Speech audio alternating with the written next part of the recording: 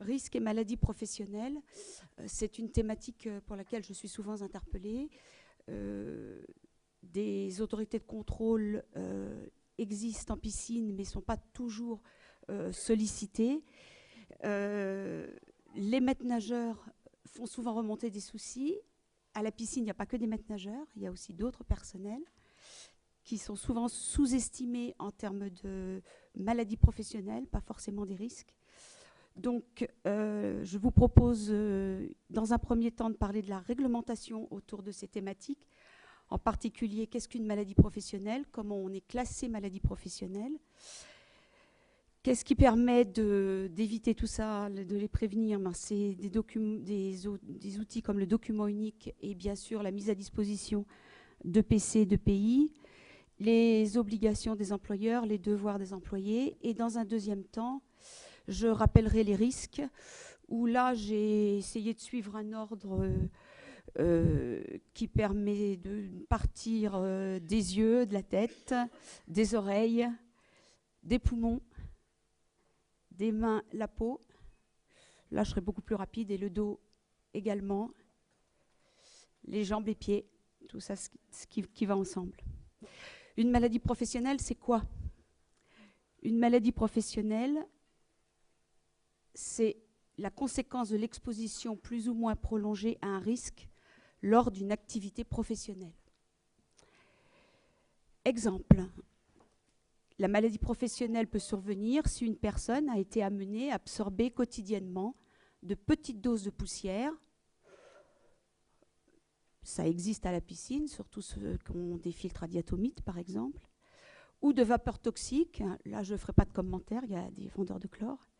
Ou encore, si elle a été exposée de façon répétée au bruit, mais bon, du bruit en piscine, ça se saurait, à la chaleur, ou à des vibrations. Les vibrations, il n'y en a pas trop à la piscine. Une maladie est reconnue comme maladie professionnelle et elle est indemnisable si elle figure dans l'un des tableaux des maladies professionnelles du Code de sécurité sociale. C'est-à-dire que si la maladie ne figure pas au Code de la sécurité sociale, pour être reconnue maladie professionnelle, il y aura obligatoirement toute une série de tests, de contrôles et un suivi de dossier qui, là, va être beaucoup plus long pour pouvoir permettre cette reconnaissance. Elle est toutefois possible. Dans tous les cas, le seul interlocuteur pour pouvoir avoir les renseignements, monter les dossiers, faire les déclarations, c'est l'assurance maladie. Et en particulier, je vous renvoie sur le site amélie.fr où vous avez la liste de toutes les déclarations possibles et l'ordre et la méthode de montage du dossier. Une toute petite remarque. Si la maladie professionnelle est toujours à charge de l'employeur dans le secteur privé, c'est-à-dire qu'à partir du moment où l'employé se plaint et où a une première déclaration médicale qu'il remet à son employeur et que l'employeur ensuite devra gérer, dans le secteur de la fonction publique, c'est l'inverse. C'est toujours au fonctionnaire d'apporter la preuve par tous les moyens, matériels et médicaux, de son accident ou de sa maladie. Ce qui peut justifier effectivement l'importance que doivent apporter chacun au bon état sanitaire de leurs équipements. Je ne vais pas détailler ici le tableau, mais vous voyez que c'est un peu compliqué. J'ai trouvé ça sur le site amélie.fr. C'est un peu ancien, ça date de 2004, donc je pense que ça n'a pas beaucoup évolué depuis, ce qui n'est pas toujours rassurant. Et on voit qu'à partir du moment où il y a une toute première déclaration, donc là j'ai pris par exemple déclaration pour au hasard l'asthme, vous avez toute une série de documents, de schémas, de suites administratives à donner.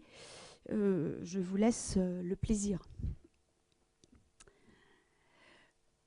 Remarque, depuis le 27 décembre 2016, modernisation de la médecine du travail publiée, applicable depuis le 1er janvier 2017, qui simplifie ou qui devrait simplifier ces opérations-là. C'est-à-dire que maladie professionnelle peut être maintenant donc reconnue maladie professionnelle, même si elle ne figure pas sur la liste des maladies professionnelles. et devrait aussi simplifier la toute première déclaration qui peut être à la charge d'un médecin traitant. Donc la médecine du travail n'embrayera qu'à demande de l'employeur, ce qui peut un peu simplifier les choses. Là aussi, dans tous les cas, la source d'information à privilégier, c'est le site Bosson Futé. Donc j'ai prévu un petit lien, j'espère que ça va marcher. Magnifique. Donc, c'est un site qui est géré par une association de médecins du travail.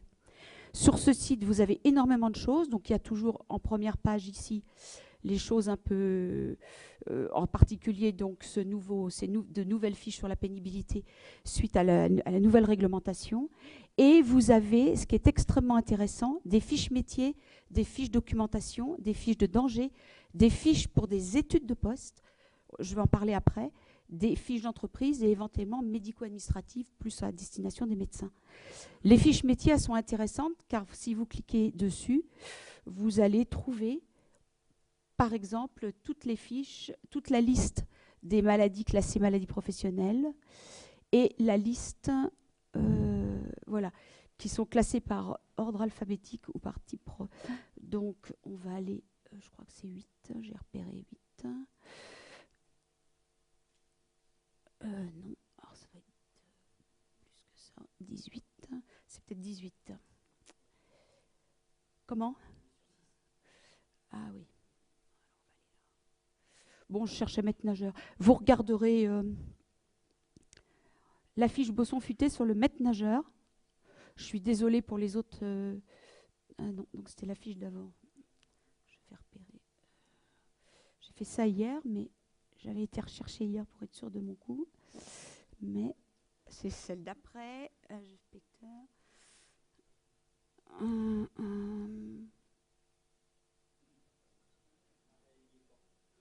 Bon, ben, je l'ai trouvée hier, donc faudra... Ah si, elle est là.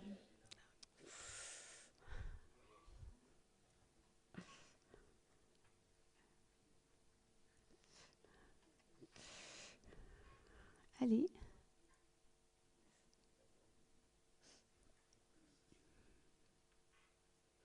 Donc, vous avez formation, qualification, activité principale, tout ça, bon... Les machines et outils, à part le premier secours, ils ne donnent rien. Travailleurs handicapés, là, c'est un peu compliqué. Liste des dangers, ben, on nous donne des listes d'accidents répertoriés. Accidents de surchloration, glissade, blessures. Ambiance et contraintes physiques. Ventilation, aération des locaux, quelquefois insuffisante. Taux d'hygrométrie élevé. Ça figure rarement dans les fiches métiers et les fiches de risque. Nuisance sonore, ce qui va renvoyer sur le tableau 42, mais vous regarderez ça après. Et inhalation d'émanation de dérivés chlorés des piscines couvertes pour les bassins traités au chlore. Manutention du matériel des bassins, charge modérée. Ça, c'est pour les sociétés qui vendent du matériel PEDA. Agents chimiques, agents biologiques, contraintes organisationnelles et relationnelles. Donc on voit qu'on a déjà toute une liste de pathologies potentielles et pas forcément uniquement les chloramines. Risque sur la santé. Là, vous avez un certain nombre de maladies qui sont reconnues. Le tableau 19, sur tout ce qui est origine microbienne. Le tableau 40 sur les affections, sur les bacilles tuberculeux. Bon, là, les mycoses. Tableau 46. Tableau 42, il n'apparaît pas, mais il devrait apparaître. Ah si, il vient après, d'accord. Tableau 46, les mycoses. Tableau 66, les rhinites, les asthmes professionnels. 66 bis, les pneumopathies d'hypersensibilité. Tableau 42, maladies professionnelles, en particulier le bruit. On nous dit que ça n'y figure pas, l'hyperacousie, mais on va voir que les médecins le prennent quand même en compte. Les examens complémentaires à faire subir à l'embauche comme lors des visites médicales régulières. En particulier, on me dit toujours radio des poumons, ça sert strictement à rien, mais par contre, des épreuves fonctionnelles respiratoires, c'est-à-dire essentiellement une spirométrie, hein, on souffle, vous l'avez tous déjà fait. Donc c'est un site intéressant, allez voir.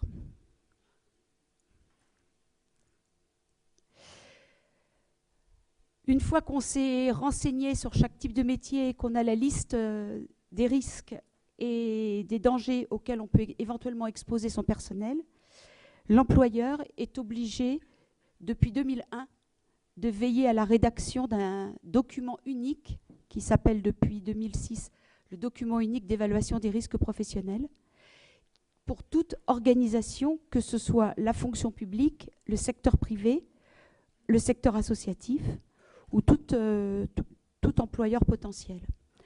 Remarque, si le secteur privé a relativement bien suivi et relativement dans les clous par rapport à cette rédaction, la fonction publique se fait tirer l'oreille.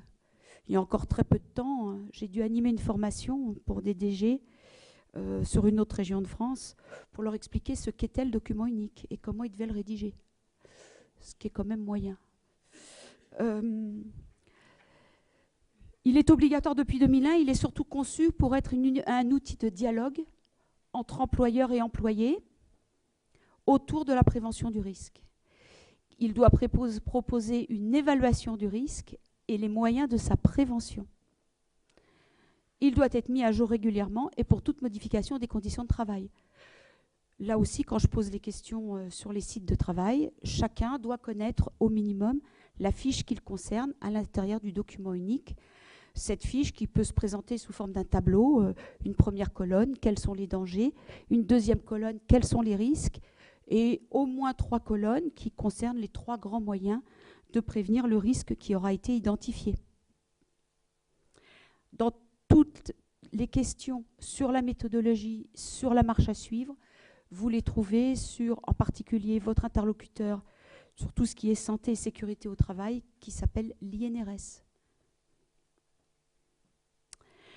La définition du risque, qu'on soit tous d'accord, c'est toujours le résultat d'une multiplication.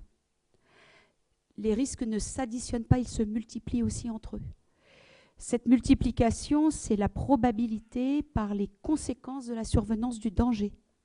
D'où la nécessité d'abord de correctement identifier les dangers et ensuite de réfléchir sur à quel moment ce danger risque d'apparaître et quelle serait la conséquence s'il apparaissait. Il s'agit d'une multiplication, donc bien entendu, si on souhaite que le risque tende vers zéro, il va falloir qu'une des parties de l'équation tende aussi vers zéro. Comme la conséquence peut rarement tendre vers zéro, il faut tout faire pour que la probabilité, l'occurrence de ce risque, tende, elle, vers zéro. Comment on l'évalue ? Il faut absolument la quantifier. Donc là, j'ai pris un exemple. Il y a une situation de travail. Vous me proposez quoi comme risque ? Plutôt comme danger tout d'abord ?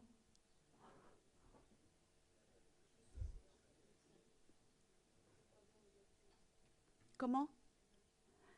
Les étudiants ont bien travaillé. Écrasement des doigts de pied, pourquoi ? Pas de chaussures de sécurité, effectivement. Donc, si on doit calculer le danger, une zone glissante et un outil qui risque de lui raboter les orteils. Probabilité, de 1 à 3 ou de 0 à 3, 0 c'est rare, on va essayer de tout faire pour. Écrasement des orteils, je vais quantifier ça de 1 à 3. Donc il existe plusieurs échelles d'évaluation et de quantification. En général, de 1 à 3, ça suffit. Ce n'est pas la peine d'être trop précis. Il y a des préventeurs qui vont de 1 à 20, entre 5, 7 ou 15 et 16 de probabilité, c'est compliqué. Donc 1, faible possibilité, 3, forte possibilité, et 2, moyenne possibilité. 1, écrasement des orteils, oui, faible possibilité. Si on a manipulé une autolaveuse, il y a quand même beaucoup de sécurité. Avant de cogner complètement et les pieds nus contre l'autolaveuse, ce n'est pas forcément ce qui va arriver en premier. Par contre, la glissade, très forte occurrence, forte probabilité. D'abord la glissade et ensuite seulement l'écrasement des orteils. Ce qui voudra dire que si on raisonne sur les conséquences et si on met des quantifications, toujours pareil, de 0 à 3, On va dire la première conséquence, si on écrase les orteils, ben, ça sera éventuellement un pour l'arrêt, c'est ce qu'il y a de moins grave, même si c'est coûteux. Ce qui risque d'être moyen, ça serait les séquences possibles de s'être fait écraser les orteils contre la machine. Si on voit que l'accident ne serait pas quand même gravissime, enfin ne devrait pas l'être.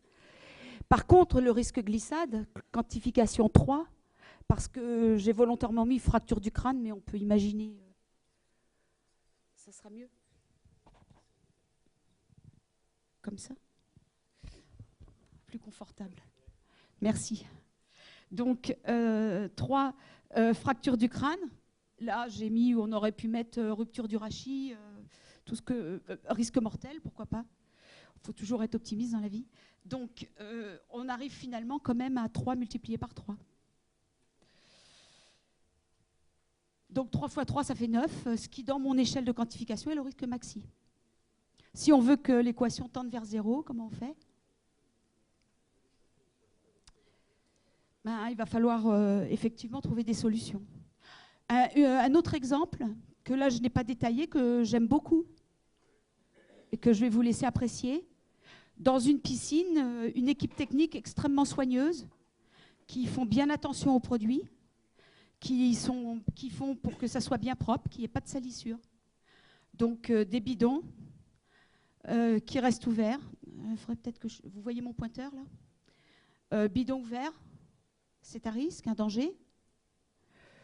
Transvasement de produits, des résiduels de produits. Et puis la cerise sur le gâteau, la serpillière, bien imprégnée des différents produits à chaque fois qu'on fait un transvasement. Sympathique. Il va y avoir une évaluation du risque à mettre en place. Peut-être tout d'abord essayer de supprimer certains risques. Quand on supprime le risque ici, qu'est-ce qu'on fait? Avant. Oui, on remet le bouchon, mais surtout, on va réfléchir effectivement à la façon dont on va manipuler et stocker les produits. Donc on va peut-être pas les mettre tous ensemble sur la même table ou sur la même étagère comme c'est le cas ici. Et puis peut-être virer la serpillière et mettre un joli bac de rétention à la place, séparé par type de produit. Les employeurs par rapport à tout ça ont des obligations. L'obligation générale du Code du travail, c'est assurer la sécurité et la santé de l'employé. Pour résumer la philosophie du Code du travail qui s'appuie sur des directives européennes, depuis les premières directives européennes datent de 1984, c'est que le bulletin de salaire ne permet en aucun cas à l'employeur d'acheter la santé de son employé.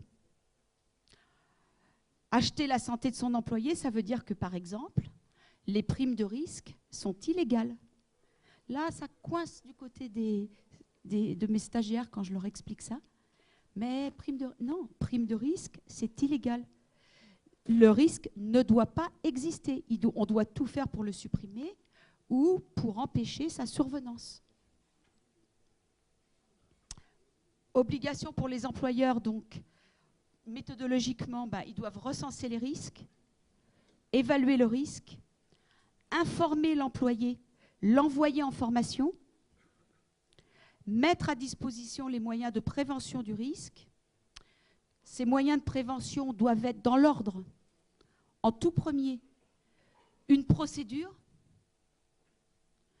éventuellement, si possible, un équipement de protection collectif, et seulement après, un équipement de protection individuelle, dont le choix et l'achat doivent rester à la charge exclusive de l'employeur.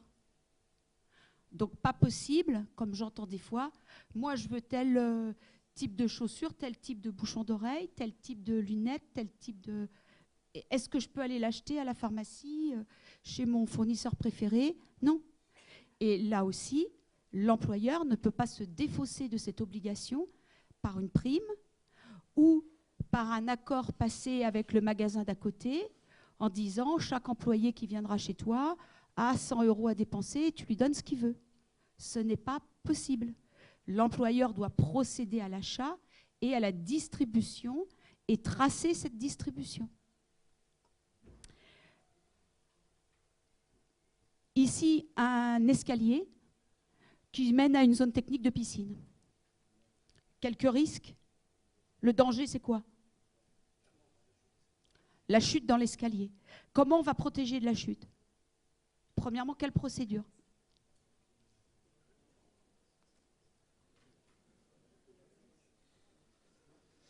Moi, la première procédure que je donne, c'est qu'évidemment, on ne stocke rien dans l'escalier. C'est-à-dire que si je suis le responsable de l'équipement et que je vois qu'un agent a malgré tout désobéi à mon ordre, je suis dans l'obligation de le sanctionner parce qu'il a mis la santé des autres en danger et qu'il n'a pas respecté ma procédure. La deuxième procédure, c'est que je lui interdis de descendre cet escalier-là avec les bras chargés sans qu'il ait la visibilité de l'endroit où il va poser les pieds. Ce qui veut dire que, par exemple, si je dois, dans cette zone technique, descendre des gros bidons ou des gros sacs, si j'ai des filtres à diatomite, ces bidons et ces sacs ne pourront pas passer par cet escalier. C'est une procédure. Ça veut dire que la conception des locaux fait partie intégrante de la prévention du risque professionnel. Ensuite, on peut réfléchir à la mise à disposition d'un équipement collectif. Il y en a ici. L'équipement collectif, c'est quoi? La rampe dans l'escalier, qui va servir à tout le monde, qui permet de se cramponner et d'éviter la chute. Il y a un deuxième équipement collectif que vous voyez.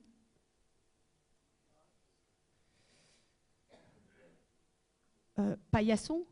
Comment c'est un paillasson? Le paillasson en bas de l'escalier. En fait, c'est pour ça que j'avais pris la photo. Pendant la formation que j'ai faite sur ce site-là, je leur avais expliqué qu'il ne fallait pas mettre de paillasson. Pourquoi? Parce que c'est toujours potentiellement glissant. Donc le paillasson, maintenant, il n'existe plus, enfin j'espère. Mais c'est bien de l'avoir vu. L'autre équipement collectif, c'est quoi?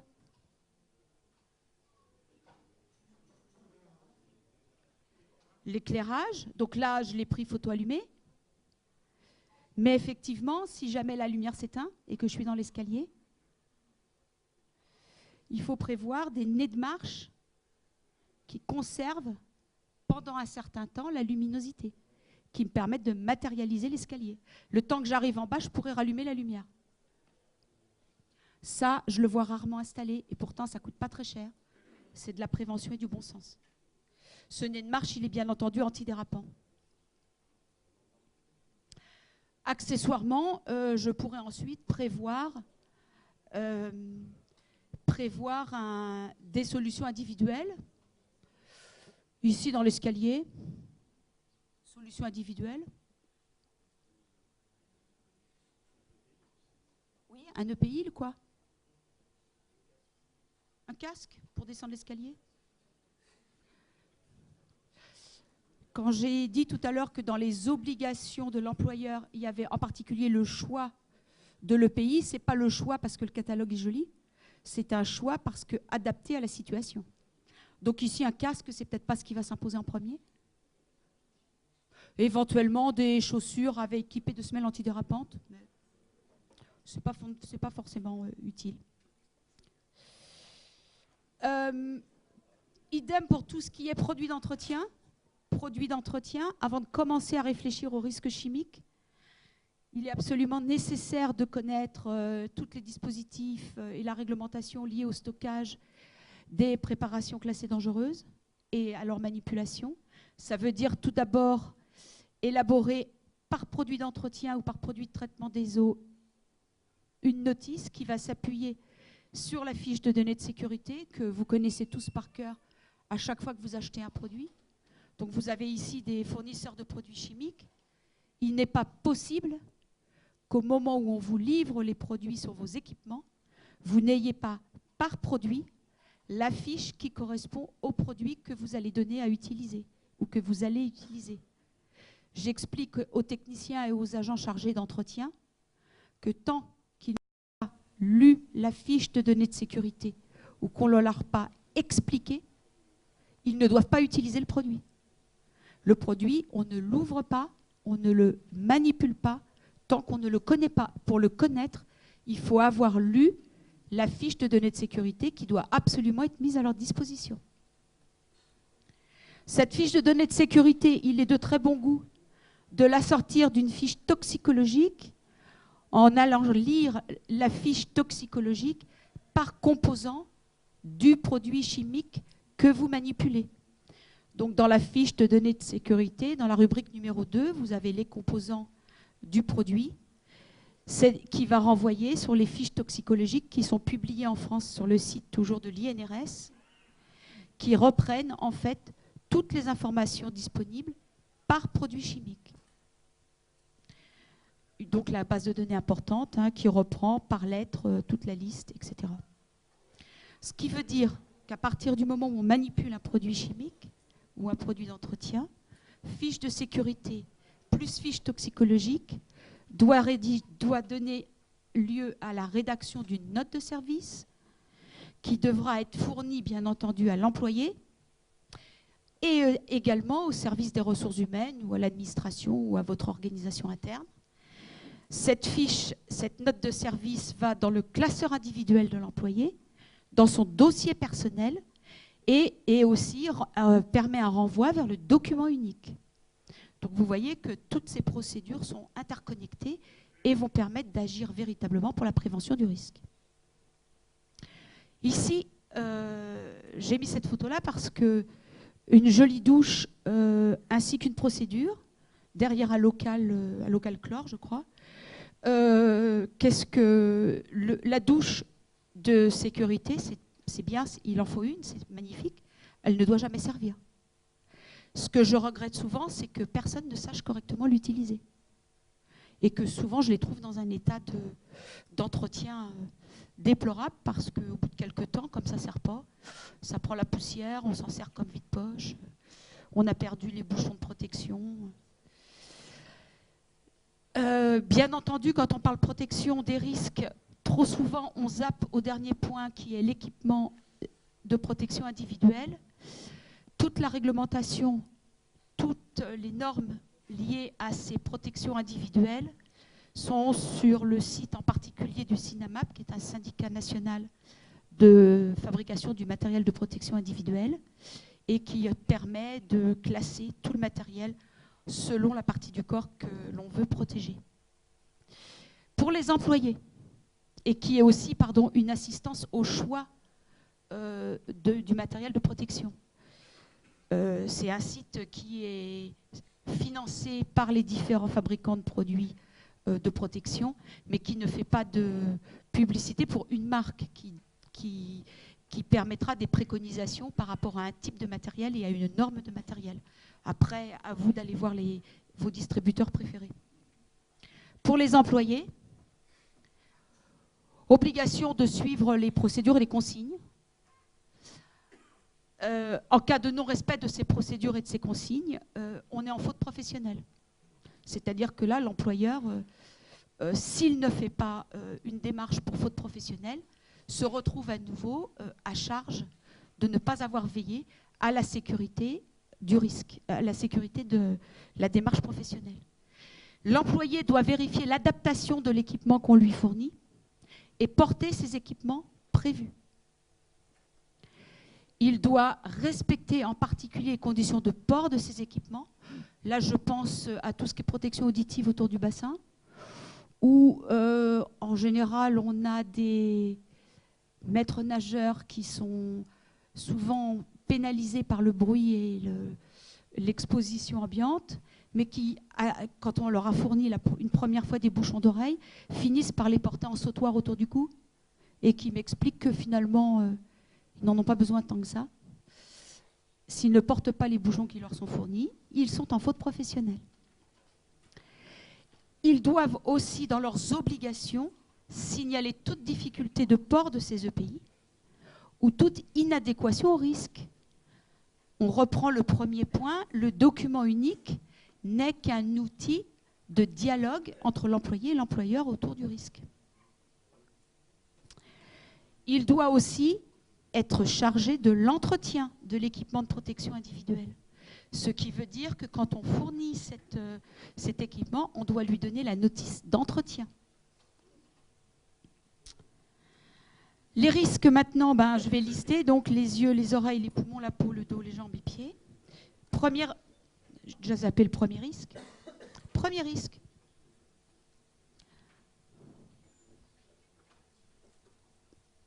Où est le danger? La réverbération. Comment je limite ce risque lié au... Donc, réverbération, on est bien d'accord que là, on ne peut pas empêcher la survenance du danger. Donc, port de lunettes adaptées à la réverbération. Je suis maître nageur, je travaille au bord d'un bassin découvert à forte luminosité, ou je suis dans un bassin couvert avec beaucoup de baies vitrées et une très forte luminosité. Mon employeur doit me fournir des lunettes qui vont filtrer la réverbération du bassin. Et pas 100 balles, tu vas chez l'opticien du coin et t'achètes la paire qui te plaît. Ça, il est rarissime de trouver des piscines où la direction de la piscine est en cohérence avec le texte de loi. Vous avez des équipementiers spécialisés. Alors, je sais bien qu'après, les maîtres nageurs me disent « Oui, mais moi, je veux des lunettes, ceci, cela, il faut qu'elles soient roses, jaunes, des montants comme ci, comme ça, il faut que je puisse quand même… Non, l'employeur choisit une paire de lunettes chez un équipementier avec un risque qui a été mesuré et des lunettes qui sont certifiées, qui sont à la norme européenne et qui vont être parfaitement polarisées pour distinguer parfaitement le fond du bassin sans fatigue oculaire. Ces lunettes doivent être fournies à l'employé, elles ne lui appartiennent pas. Elles sont bien entendu individuelles. Pendant tout le temps de travail autour du bassin, je dois les porter. Pendant tout le temps de ma durée de travail, elles me sont fournies. Quand je termine mon travail, parce que les lunettes sont en général par les équipementiers EPI lunettes, c'est une durée de vie de 5 ans à peu près, si elles sont correctement entretenues. Et si, à la fin de la saison, le risque n'est plus là, ou si son évaluation ne donne plus lieu à un port de lunettes polarisées, je dois les remettre à mon employeur, qui peut parfaitement les récupérer, les nettoyer, les désinfecter, les stocker pour la saison prochaine et une redistribution à mes employés. Si mon employeur me laisse porter n'importe quel type de lunettes, même si c'est des jolies lunettes avec des verres qui vont bien, qui me plaisent et tout, non seulement je ne peux pas me plaindre en cas de fatigue oculaire, mais je peux mettre mon employeur en demeure parce qu'il ne m'a pas fourni les lunettes qui allaient bien. Donc la simple connivence, parce que c'est souvent ce que je vois, entre l'employeur et l'employé, où chacun est d'accord, l'un pour ne pas payer et l'autre pour choisir ce qui lui plaît, n'est pas légal. Bon, là il y a un autre équipement de protection collective que vous n'avez pas vu. Le parasol, oui. Le parasol qui ne doit pas devenir une arme de jet ou… donc ça doit être un parasol suffisamment solide pour ne pas s'envoler, pour ne pas se détacher, pour ne pas avoir de baleines qui peuvent s'avérer dangereuses pendant la saison, etc. etc. Un risque beaucoup plus souvent identifié, l'exposition au bruit. On a vu tableau 42 des maladies professionnelles. Ce bruit doit être absolument évalué avec un sonomètre et ce n'est pas au bon vouloir de l'un ou de l'autre, où moi j'ai trouvé qu'il y avait du bruit, ou mon directeur a estimé qu'il n'y avait pas de bruit, donc point, il n'y a pas de bruit. Ou comme j'ai entendu il n'y a pas longtemps, oh ben, on a mis des systèmes anti-vortex dans les goulottes, donc maintenant il n'y a plus de bruit. Non, système anti-vortex c'est bien, plafond anti-bruit c'est bien, mais dans tous les cas on doit évaluer le bruit avec un sonomètre. Un sonomètre, ça ressemble à un gros micro, hein, on enregistre le bruit. De plus en plus, on trouve des petites applications gratuites sur les smartphones qui permettent déjà d'avoir une idée un peu fine avant de faire venir une entreprise spécialisée et qui permettent déjà de savoir où se situer.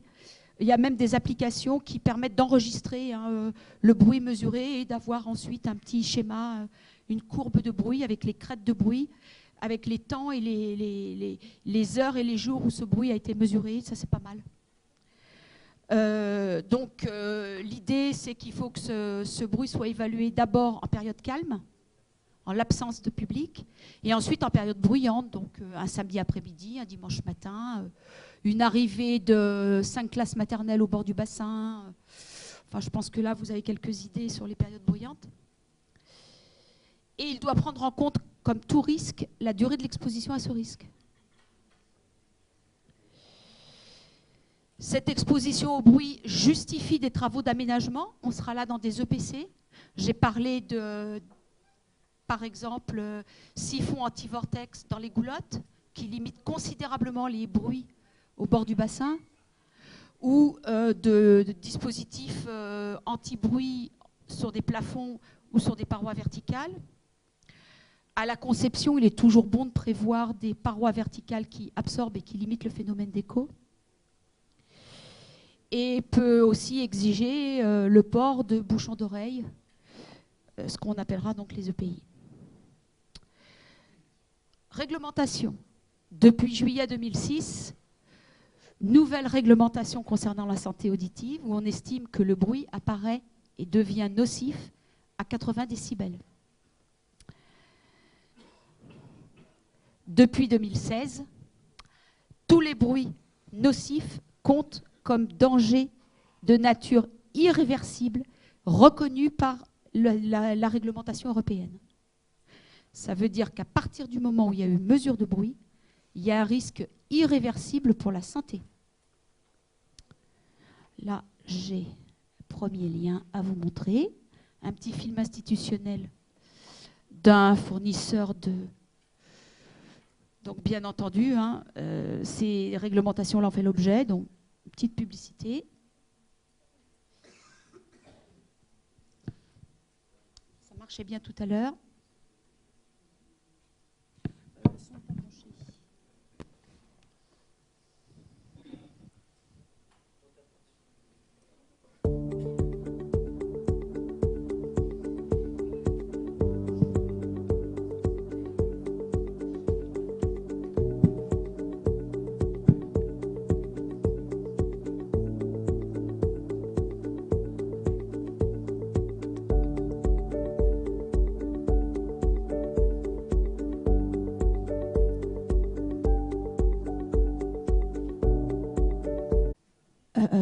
J'ai tout diminué là.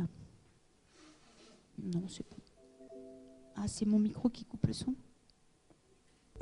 Bon, c'est à son. Donc,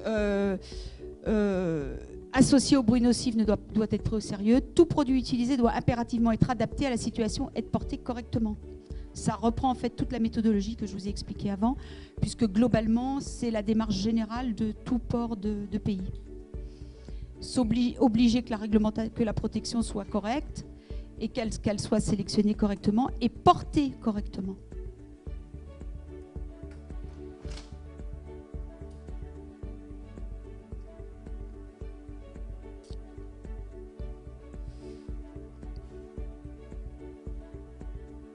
Comme toute démarche certificative, c'est toujours un peu long. Donc, en 2018, il va y avoir une période transitoire. Donc, vos fournisseurs de pays vont être dans cette période transitoire. Ensuite, ils sont en train, en ce moment, jusqu'en 2018, de refaire certifier tous leurs matériels. Et à partir de 2019, vous devrez intégralement appliquer cette nouvelle réglementation. Ce qui veut dire que tous ceux qui ont eu des bouchons fournis antérieurement à cette date-là devront à nouveau vérifier leur certification.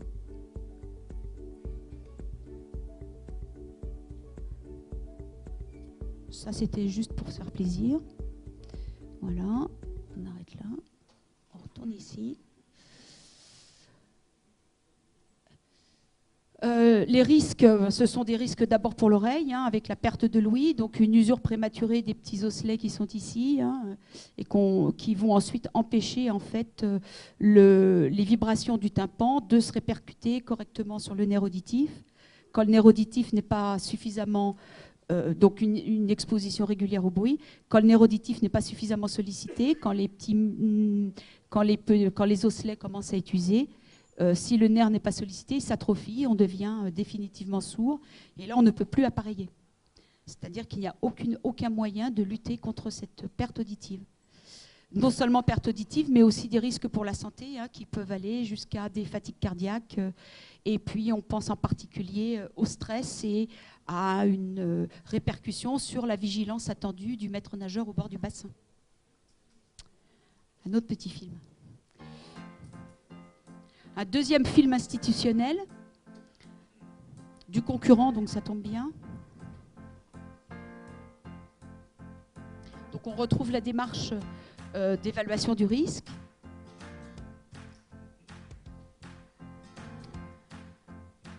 La législation, si elle existe, c'est pas seulement pour ennuyer tout le monde, c'est bien entendu parce qu'elle protège chacun, et l'employeur et l'employé.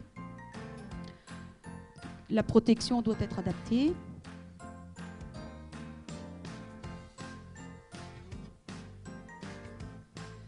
L'obligation de formation, de sensibilisation, d'information des employés.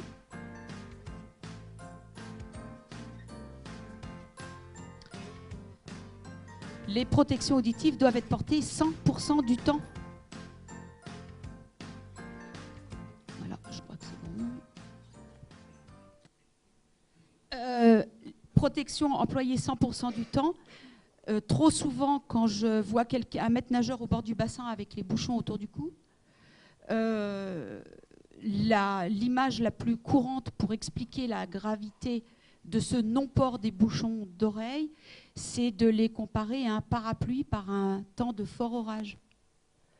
S'il y a un gros orage et que je dois faire 1 kilomètre à pied, si j'ai mon parapluie pendant tout le temps de l'orage, j'arriverai à bon port sans être mouillé. Si je n'ai pas de parapluie, j'arriverai complètement trempé, ce qu'on voudrait éviter. Donc si je prends mon parapluie et que je fais 9099 mètres, 999 mètres, j'ai dit 1 kilomètre, 999 mètres avec mon parapluie et que le dernier mètre, je retire mon parapluie, je serai mouillé et trempé éventuellement. Donc la différence entre ne pas avoir porté du tout la protection ou ne l'avoir porté que partiellement est nulle. Le port d'une protection auditive, c'est 100% de la durée d'exposition au bruit.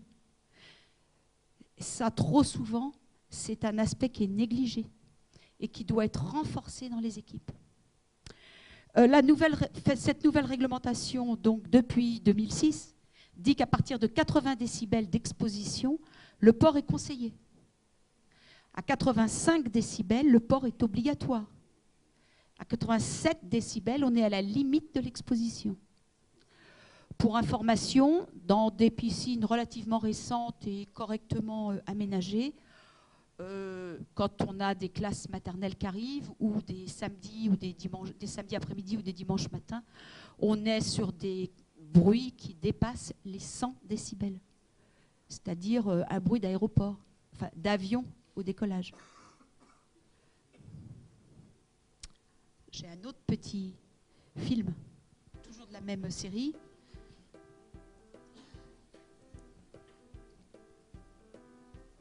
Ça, c'est des arguments que j'entends aussi souvent au bord des bassins, que j'entends aussi des techniciens, puisque si vous avez tous fait des séjours un peu prolongés à côté des pompes de filtration, il y a un bruit aussi, un ronronnement qui est extrêmement gênant, un bruit de fond, et puis on finit par s'y habituer.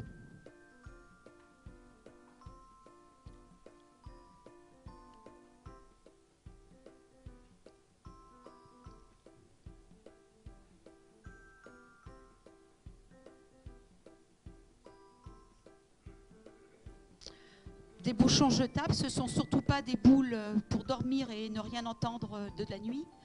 Des bouchons anti-bruit, ils doivent être parfaitement adaptés aux crêtes de bruit mesurées et doivent permettre de filtrer efficacement tous les bruits gênants. Des bouchons anti-bruit correctement évalués et correctement portés permettent à 2 maîtres nageurs à 15 ou 20 mètres de distance de chaque côté du bassin de se parler sur un ton de conversation normal sans être gêné par les bruits du bassin.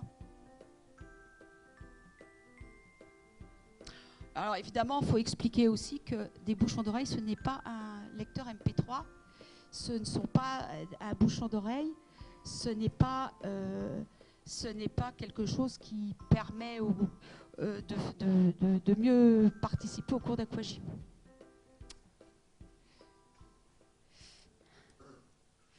Bien. Autre pathologie et autres dangers identifiés, dont on a déjà beaucoup parlé l'année dernière. C'est un petit dessin que j'aime bien, qui était paru dans une revue Santé au travail, publiée par l'INRS. Je parle de quoi, là ?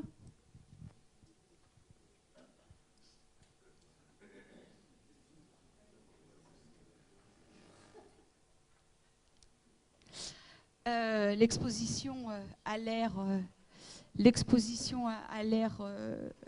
à la trichloramine, hein, des bassins traités au chlore, bassins couverts, exposition au trichloramine.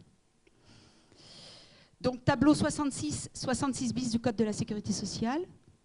Le premier risque, la première chose du tableau 66, c'est l'acné cutanée. On pense à la protection respiratoire, c'est vrai. L'acné cutanée, c'est souvent sous-estimé, qui est aussi un des premiers indicateurs de l'exposition à l'atmosphère chloraminée des piscines. Depuis le décret de 81, en piscine, à usage collectif, maintenant le Code de santé publique, seule l'eau des bassins et la qualité de l'eau des bassins est contrôlée par rapport à l'obligation de filtration, de désinfection, pour que l'eau soit désinfectée, désinfectante. Ça veut dire que depuis 1981 et jusqu'à maintenant, la seule obligation en termes de qualité et de sécurité d'environnement au travail est liée à la mesure de la qualité de l'eau. La mesure de la qualité de l'air n'étant obligatoire que quand effectivement on a fait la démarche d'installer un déchloraminateur. Ça veut dire qu'encore à l'heure actuelle, trop souvent, on se contente du simple respect de normes qui deviennent plus ou moins obsolètes, hein, parce qu'elles ne correspondent pas forcément à la réalité vécue sur le terrain, où j'entends régulièrement les techniciens dire « on est dans les normes, j'ai moins de 0,6 de combiné, tout va bien ». Et à côté de ça, les techniciens ou le personnel de la piscine qui disent « mais nous ici c'est irrespirable, ça ne va pas du tout ». Effectivement, si on se contente des 0,6 du bassin, surtout si cette valeur est masquée par un déchloraminateur, on ne peut pas être d'accord. Très très vite, parce que ça vous a déjà été dit, mais je voulais être sûr que tout le monde soit d'accord. Le chlore plus de l'eau, on cherche à fabriquer un acide hypochloreux, ce qu'on appelle le chlore actif à la piscine, qui, combiné à la pollution apportée par les baigneurs essentiellement, donc s'il y a peu de baigneurs, c'est bien, mais en général, on souhaite à ce qu'il y en ait beaucoup. La sueur et l'urine, malheureusement, on ne pourra pas l'éviter, mais ce qu'on peut éviter, c'est un maximum de matière organique, et en particulier le sébum de la peau, qui va être aussi un vecteur de recombinaison du chlore. Donc la douche est absolument essentielle. Toute cette pollution mélangée à ce chlore. Alors là aussi, les alternatives au chlore, bon, il y a 3 vendeurs de chlore ici dans la salle, ils vont être contents, mais les alternatives au chlore, il n'y en a pas, quoi qu'on dise. Si on peut se permettre quelques compléments au traitement de l'eau, que ce soit l'ozone, la déchloramination, le passage sur du charbon actif, éventuellement une ionisation au cuivre-argent, ou qu'est-ce que j'ai oublié comme procédé encore complémentaire, comment PHMB, c'est interdit, on n'en parle plus. Bon, tous ces procédés-là ne sont considérés que des compléments. Et c'est bien la raison pour laquelle ils sont toujours situés en amont de la filtration et pas en aval. Le seul produit qui est obligatoire et dont on ne peut pas se passer à la piscine pour rendre l'eau désinfectante, c'est le chlore. Donc ce qu'il faut absolument éviter de fabriquer, mono et dichloramine, on va en fabriquer de toute façon puisque les gens vont transpirer dans le bassin, surtout si vous les faites tous bouger dans une eau à 32 degrés. Donc là aussi, peut-être on peut limiter un tout petit peu la sudation en étant un petit peu plus respectueux du système cardiovasculaire des baigneurs et pas en installant les aquabikes, trampolines, tapis de course, qu'est-ce que j'oublie, dans les bassins ludiques chauffés à 35 degrés ou 32 degrés. Un bassin d'aqua quelque chose, ça doit être à 26 degrés. Les gens, bon, ils ont peut-être un tout petit peu de mal à rentrer, mais enfin ensuite, on est plus respectueux. Moi, je ne m'entraîne pas au marathon tous les jours dans une halle de gymnase chauffée à 45 degrés. Mais le gymnase, il sera plutôt à 15 degrés si je dois faire un exercice physique intense. C'est la même chose pour l'eau. Bon, donc cette pollution azotée qu'on va avoir du mal à limiter, mais qu'il faut limiter, au moins par la douche savonnée, va former in fine des trichloramines. Hein. Et là, vous retrouvez la dégradation du chlore dans l'eau. Mes étudiants sont contents. Je leur ai demandé hier de connaître ce tableau par cœur pour le jour de l'examen. Vous l'avez ici tout beau. Moins complexe celui qu'on a fait ensemble. Parce que là, il n'y a pas toutes les normes. À connaître par cœur aussi les normes. Donc, vous voyez bien qu'à partir du moment où on a un taux de chlore combiné dont personne en Europe et même pas en France est encore capable de connaître exactement le seuil, va vite dégrader vers des matières organiques chlorées et des gaz haloformes non mesurables à la trousse d'analyse pour former des choses extrêmement indésirables au bord du bassin. Cette mesure des gaz, en particulier de la trichloramine, est possible, entre autres, par la mallette que vend Cyclope ici, agréée INRS, et qui permettent des campagnes de mesure. Cette trousse d'analyse n'est pas obligatoire. Merci Philippe. Là c'est mieux. Cette trousse d'analyse n'est pas obligatoire, mais peut faire l'objet d'un achat groupé pour plusieurs piscines. Je sais que les ARS, dans le cadre du respect des normes environnementales et de l'hygiène du milieu, sur plusieurs directions territoriales, envisagent aussi des achats. Ce qui est sûr, c'est que quand on s'équipe de ce matériel-là, on doit procéder par campagne de mesure. Que la campagne de mesure, ça doit être effectuée par un seul agent et que la manipulation et tout le protocole de mesure, quelque chose qui doit être réalisé finement et qui est un petit peu plus sophistiqué que ce qu'on fait pour l'analyse de l'eau. Donc, c'est pas j'achète la trousse, parce que j'ai connu une piscine où ils ont acheté la trousse, ils ont fait l'effort. Et puis, tous les jours, un maître nageur faisait une campagne, mesurait un truc. Et puis, tous les soirs, on discutait, tous les matins, personne n'était d'accord. Tous les matins, on refaisait une mesure quelque part de quelque chose, comme ça, de méthode un peu pifométrique en suivant un mode d'emploi. Non, c'est pas possible. Donc, ça demande quand même un peu de formation.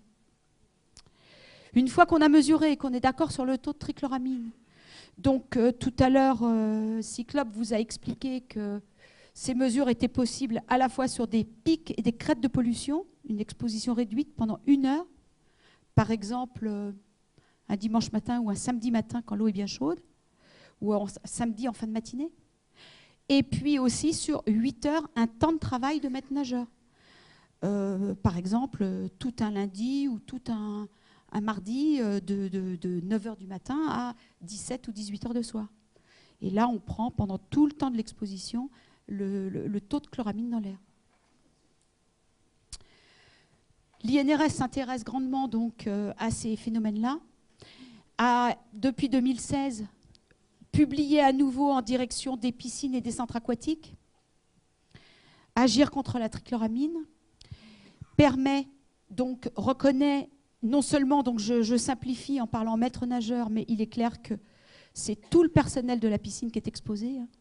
Si on commence à respirer et à se sentir mal au bord des bassins, c'est parce que les maîtres nageurs eux-mêmes sont un petit peu plus sensibilisés à l'hygiène du milieu, à leurs responsabilités par rapport à l'accueil des publics, mais tout le personnel, et on trouve des pathologies de cette exposition aux trichloramines, aussi bien chez les agents de caisse que des agents de vestiaire, que bingo chez les techniciens chargés du traitement des eaux et de l'entretien des piscines, puisqu'ils ont une première chance lors de la manipulation et de la manipulation des produits chimiques, et deuxième chance lors de la respiration de l'air pollué des bassins et des halles autour du bassin.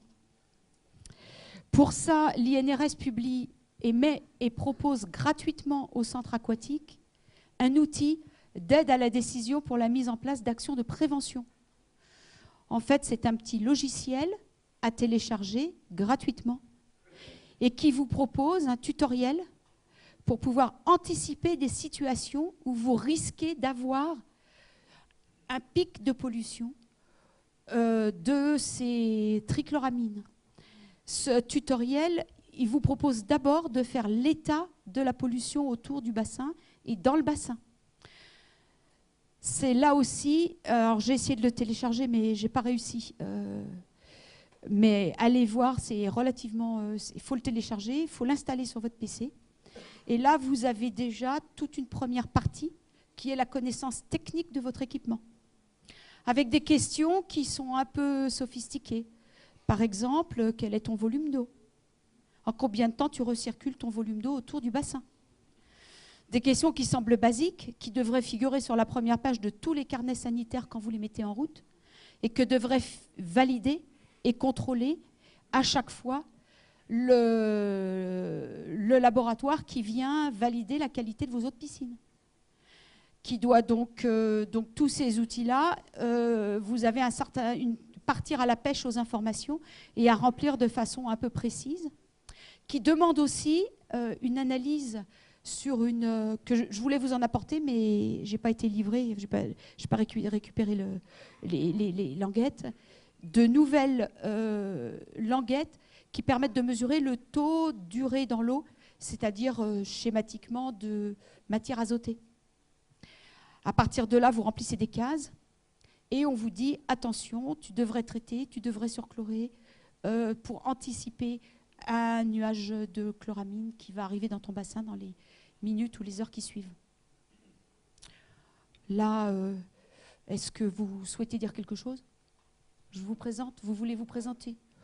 À quoi près, vous, la mesure de la qualité de l'eau?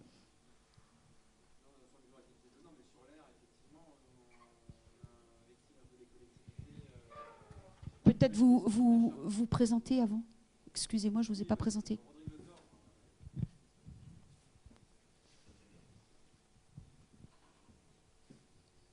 Merci. Alors, Rodrigue Le Thor, je suis ingénieur d'études sanitaires à l'Agence régionale de santé, puis en charge des jeux de loisirs.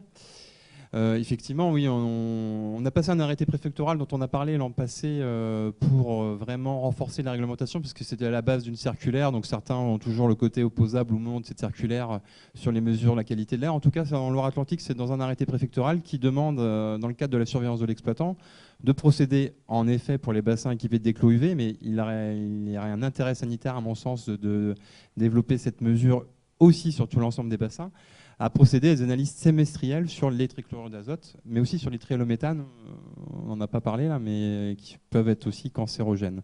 Donc l'intérêt, c'est de mutualiser ce type d'achat. Des villes comme Nantes, qui ont 5 ou 6 piscines, j'en ai discuté avec M. Fradet hier, il y aurait tout intérêt à mutualiser ce type d'achat et puis à prêter cet appareil entre piscines, afin de l'amortir rapidement, quoi.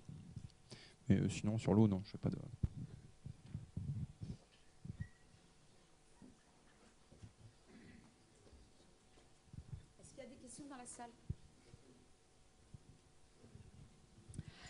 Volontairement, j'ai zappé tout l'aspect prévenir les trichloramines, puisque ça avait fait déjà l'objet d'une présentation, qu'on en avait déjà discuté l'année dernière. Donc une fois qu'on a mesuré ces trichloramines, effectivement, il va falloir tout faire, mettre en place tout l'arsenal des moyens dont on peut disposer pour limiter cette exposition au risque. Ce qui est sûr, c'est que c'est un risque inacceptable pour la santé.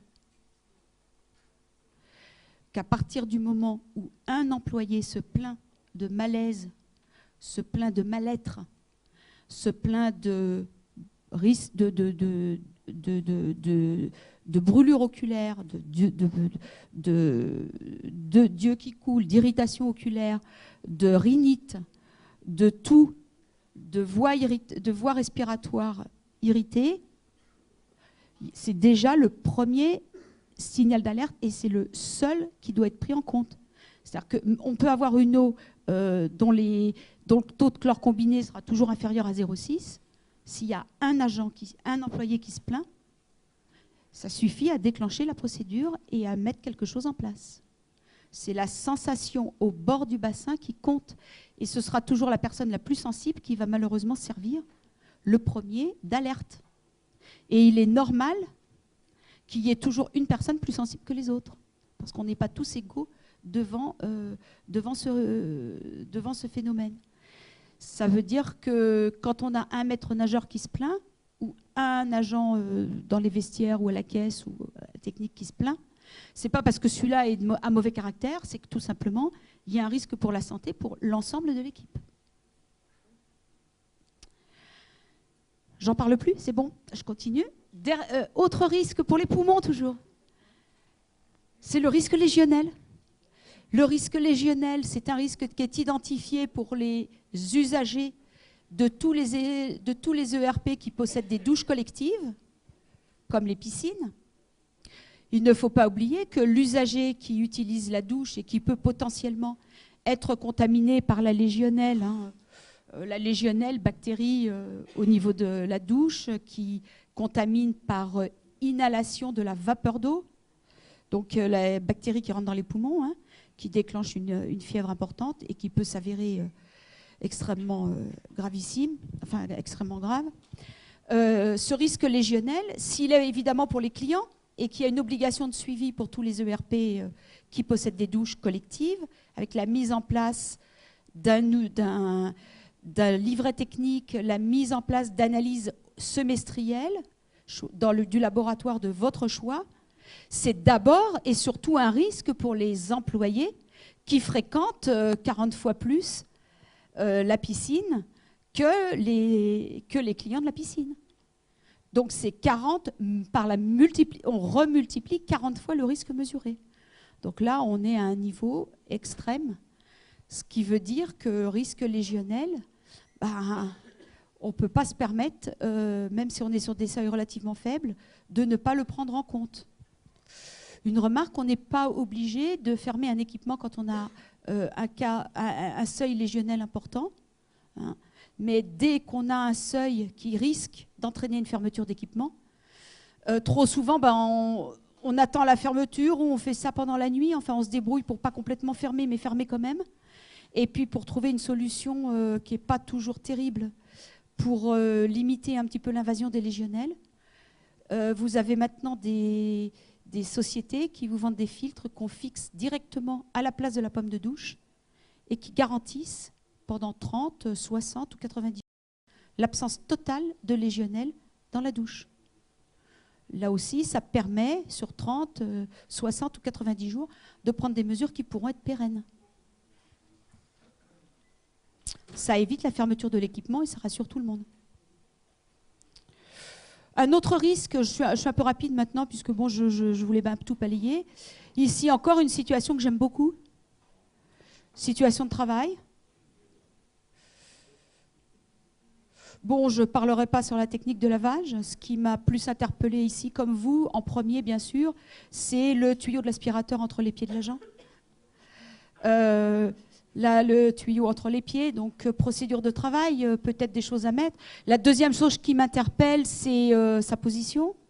Il n'a pas été formé à la prévention du mal de dos, du risque de la TMS. Et puis, bien sûr, ce que vous avez tous remarqué, c'est qu'il ne portait pas ses gants. Ah non, c'était qu'il allait peut-être abîmer sa montre. Ça, bon, c'est triste pour sa montre. Port de gants, risque chimique.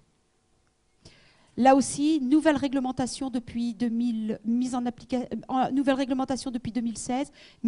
application au 1er janvier 2017.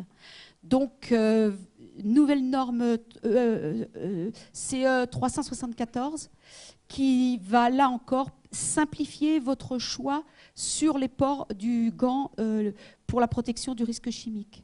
C'est-à-dire que là, on va avoir des tests, entre autres sur la perméation et sur la dégradation des gants, qui vont être simplifiés, qui vont classer les gants en 3 catégories, 1, 2, 3. Pour un travail en piscine, il faut au moins un gant de catégorie 2. Catégorie 3, c'est inutile, c'est des très gros gants très épais qui sont souvent quand même difficiles pour la manipulation, mais au moins catégorie 2. On n'est pas sur un risque faible. Voilà, c'est tout ce que je souhaitais dire. Enfin,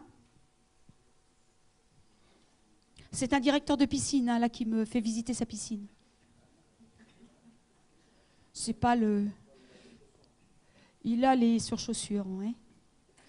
Donc, premièrement, c'est un bassin tout... On est en train de visiter un bassin qui va être inauguré la semaine qui suit la visite.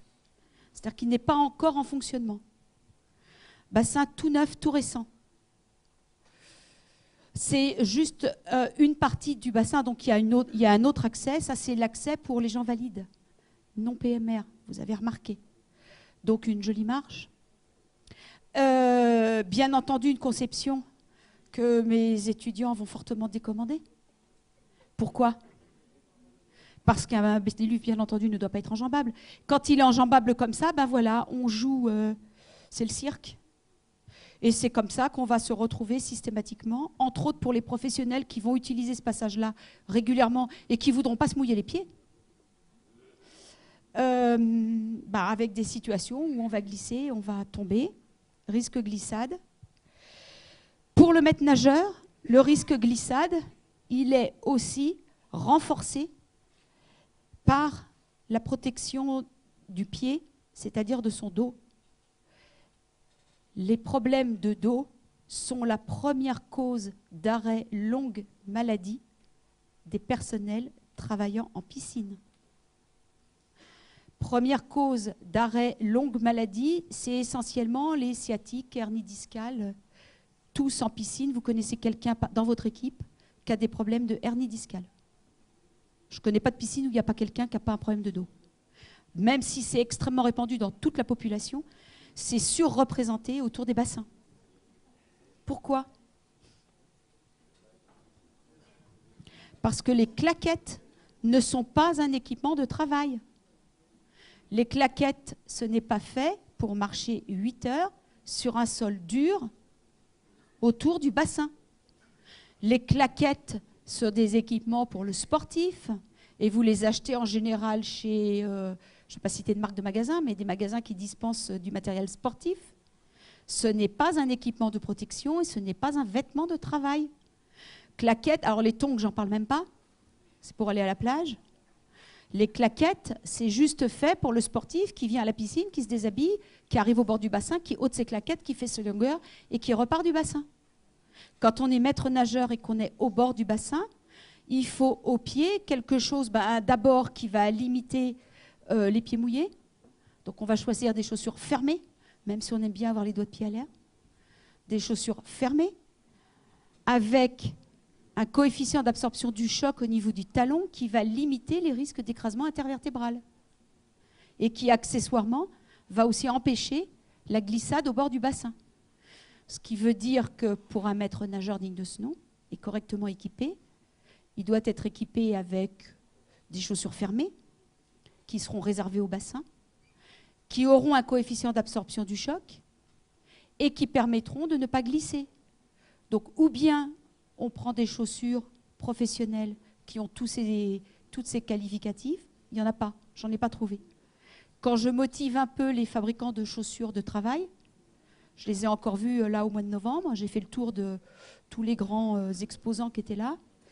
Les personnels de piscine, ça représente tellement 0,0% de leur chiffre d'affaires qu'ils ne développent pas suffisamment pour proposer des chaussures qui soient à la fois antimycose, donc qui évite la stagnation du pied humide dans la chaussure, étanche, résistante aux produits chimiques comme éventuellement des éclaboussures d'eau chlorée, qui empêchent les glissades et qui, bien entendu, est un coefficient d'absorption du choc. La seule solution, c'est de combiner plusieurs types de chaussures. Donc moi, ce que je préconise actuellement, c'est un port de chaussures de sport vendu par un équipementier de matériel de vêtements de travail, hein, pas aux vendeurs de chaussures du coin, avec éventuellement à l'intérieur une semelle vendue là aussi spécifique pour une absorption du choc longue durée, et le port de surchaussures qui seront, elles, parfaitement antidérapantes. Et là, vous avez une protection optimale du risque. Ce qui est sûr, c'est que les claquettes, ça doit disparaître des bords des bassins. Donc quand je vois ça, je suis un peu triste. Triste parce que ce ne sont pas des chaussures de travail, et triste parce que l'entretien de son matériel, c'est quelque chose qui doit être aussi à la charge du maître nageur ici, qui ne vienne pas se plaindre s'il a des boutons plein les pieds. Ce port de chaussures, c'est pas mal, mais c'est pas anti-glisse. Donc là aussi, hein, souvent, on a effectivement comme alternative ce genre de chaussures. Voilà, donc en conclusion, prévenir la maîtrise du risque, c'est intégrer la prévention à la conception de manière à ce que les installations, les équipements présentent un niveau de risque le plus faible possible.